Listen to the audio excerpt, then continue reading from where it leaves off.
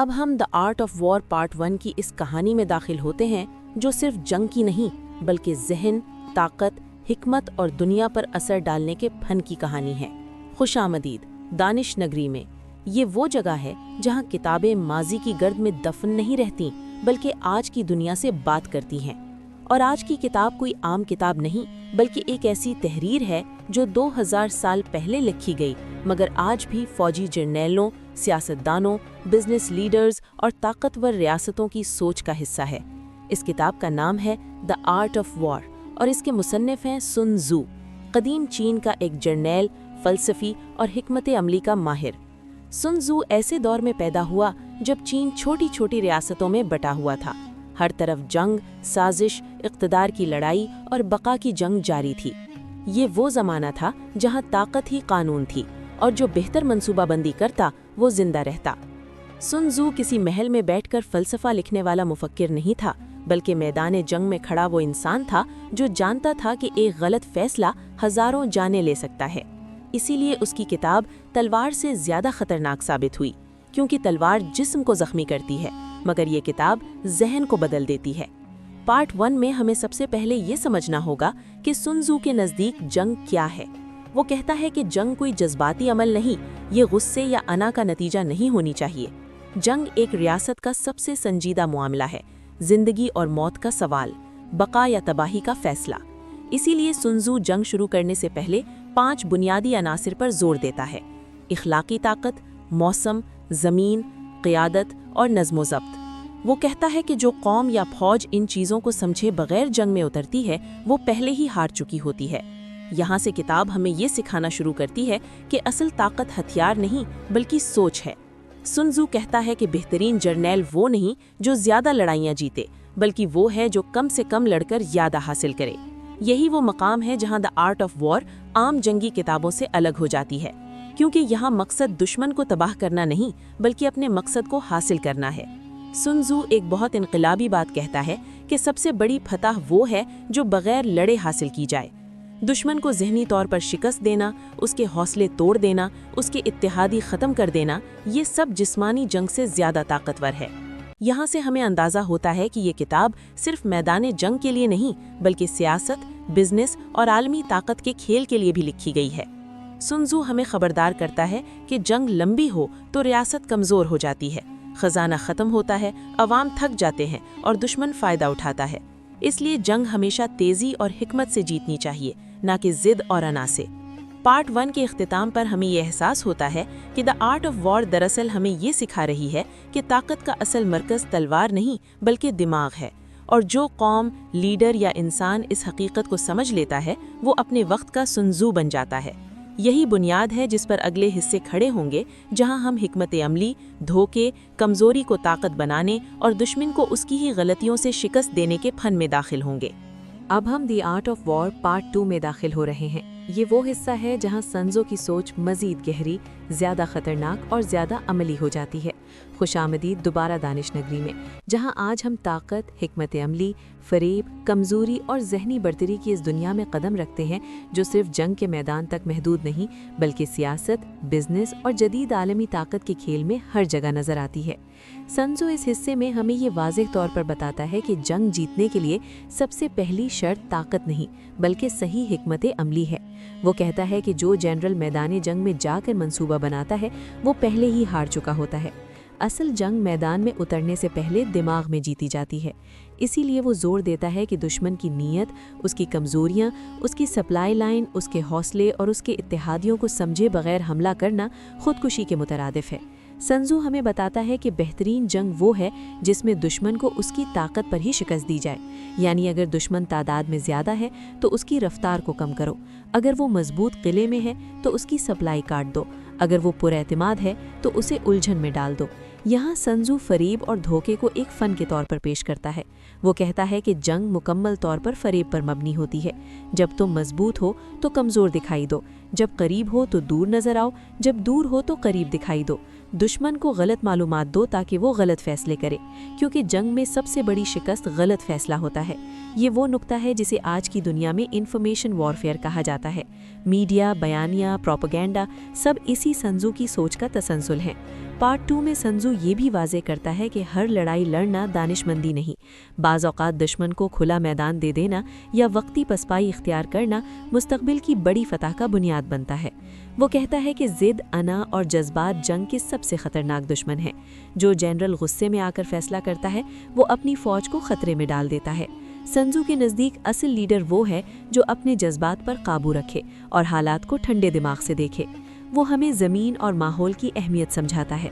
पहाड़, दरिया, रास्ते, मौसम सब जंग के खामोश किरदार हैं। जो जनरल ज़मीन को समझ लेता है वो बग़ैर ज़्यादा लड़े जीत सकता है।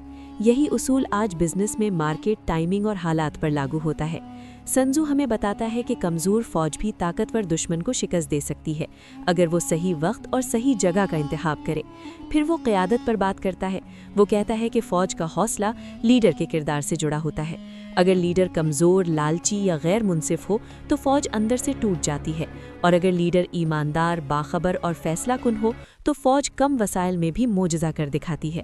पार्ट 2 में एक और गहरा सबक ये है कि दुश्मन को मुकम्मल तौर पर घेरना हमेशा बेहतर नहीं, क्योंकि जब दुश्मन को बचने का रास्ता नज़र आता है तो वो गलतियां करता है, लेकिन जब उसे लगे कि सब कुछ ख़त्म हो गया है तो वो पागलपन में ख़तरनाक रद्द-ए-अमल दे सकता है। संजू यहाँ इंसानी नफ्सियात को जंग के मरकज़ में रख देता है। वो समझाता है कि जंग दरअसल इंसानों के जहनों के दरमियान लड़ी जाती है, हथियार सिर्फ ज़रिया हैं। वो ये भी कहता है कि लंबी जंगें रियासत को अंदर से खोखला कर देती हैं, ख़जाना ख़त्म, अवाम बददिल और फ़ौज थक जाती है। इसलिए असल हिकमत ये है कि जंग को मुख्तसर रखा जाए और दुश्मन को तेज़ी से फैसला कुन शिकस्त दी जाए। पार्ट 2 के अख्ताम तक हमें ये एहसास होने लगता है कि संजू की बातें किसी एक ज़माने या एक मैदान के लिए नहीं थीं। ये वो उसूल हैं जो आज बड़ी ताकतें इस्तेमाल करती हैं। बराही रास्त जंग से पहले मुआशी पाबंदियाँ, सफारती दबाव, बयानिया की जंग, इत्तेहादियों को तोड़ना, ये सब इसी आर्ट ऑफ वॉर का जदीद रूप हैं। और यहाँ कहानी हमें अगले हिस्से की तरफ ले जाती है, जहाँ हम इस फ़लसफ़े को बराह रास्त सियासत, बिज़नेस और आज के आलमी निज़ाम से जोड़ेंगे और ये देखेंगे कि असल ताकत तलवार में नहीं बल्कि दिमाग में क्यों होती है। अब हम the art of war part 3 में दाखिल हो रहे हैं। ये वो आखिरी और सबसे गहरा हिस्सा है जहाँ सन त्ज़ो की किताब महज जंगी हिकमत अमली नहीं रहती, बल्कि ताकत, सियासत, बिजनेस, रियासतों के उरूज व ज़वाल और इंसान की नफ्सियात का आईना बन जाती है।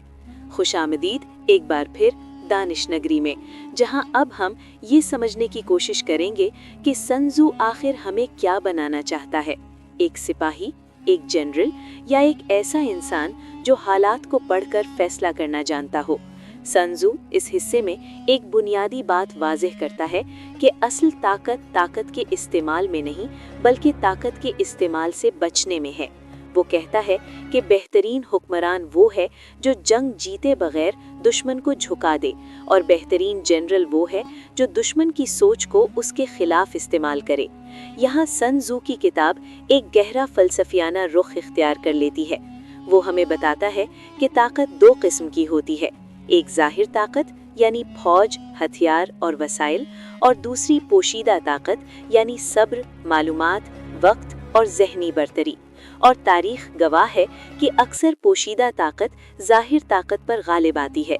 सन त्ज़ो कहता है कि जो दुश्मन खुद को नाकाबिले शिकस्त समझने लगे वो दरअसल शिकस्त के करीब होता है, क्योंकि गुरूर आंखों पर पर्दा डाल देता है।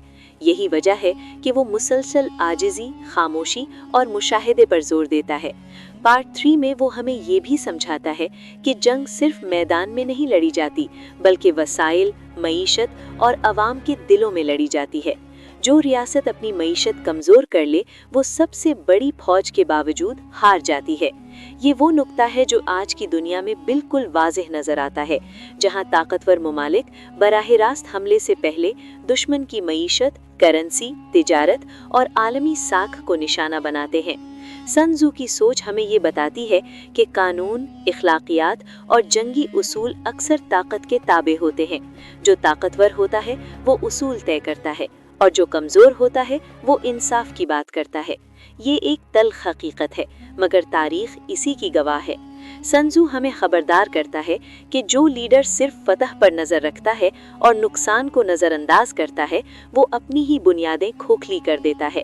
इसलिए वो कहता है कि जंग जीतने से ज्यादा अहम ये है कि जंग के बाद रियासत जिंदा रहे, अवाम मुत्तहिद रहें और वसाइल बाकी हों। यही वो नुक्ता है जो बिजनेस और सियासत में भी लागू होता है। हर मुकाबला जीतना जरूरी नहीं, बाज़ औक़ात पीछे हटना, इत्तेहाद बनाना या खामोश रहना मुस्तक़बिल की बड़ी कामयाबी की बुनियाद बनता है। संजू यहाँ इंसानी नफ्सियात को अपनी किताब का मरकज़ बना देता है। वो कहता है कि खौफ, लालच, गुरूर और गुस्सा वो हथियार हैं जिनसे दुश्मन को अंदर से तोड़ा जा सकता है, और वही कमजोरियां अगर खुद में पैदा हो जाएं तो इंसान खुद को शिकस्त दे देता है। पार्ट 3 में हमें ये एहसास भी होता है कि द आर्ट ऑफ वॉर दरअसल हमें जंग के लिए नहीं बल्कि जंग से बचने के लिए तैयार करती है, क्योंकि संजू जानता था कि हर जंग एक कीमत मांगती है और बाज़ औक़ात वो कीमत रियासत की रूह होती है। यही वजह है कि वो बार बार कहता है कि सबसे बड़ी कामयाबी वो है जो कम से कम नुकसान के साथ हासिल की जाए। जब हम इस फलसफे को आज की सियासत से जोड़ते हैं तो हमें साफ नजर आता है कि दुनिया आज भी संजू के उसूलों पर चल रही है।